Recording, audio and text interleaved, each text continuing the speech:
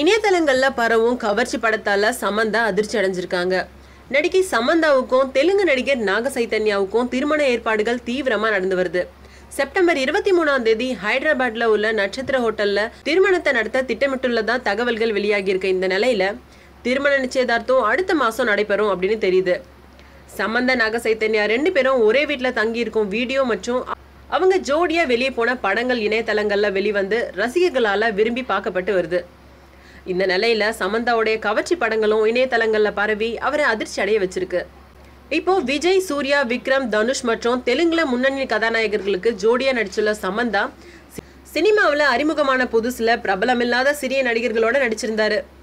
காதல் மற்றும் படுக்கையறை காட்சிகள்லயும் நெருக்கமா நடிச்சிருந்தாங்க அவங்க. அப்படி அவர் நடிச்ச படங்கள்ல ஒண்ணுதான் மாஸ்கோவின் காவேரி. இதுல கதாநாயகனா ராகுல் ரவீந்திரன் நடிச்சிருந்தாரு.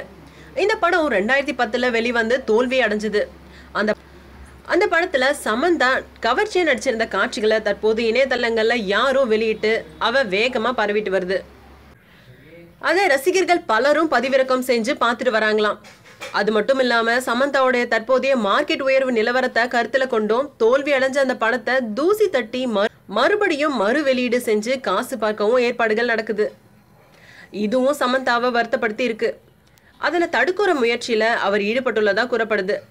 திருமணத்துக்கு பிறகு சினிமாவை விட்டே விலகணும் அப்படின்னு சமந்தா முடிவு செஞ்சுள்ளதா தெரியுது. புதிய படங்கள் எதுலயும் அவர் ஒப்பந்தமாகல.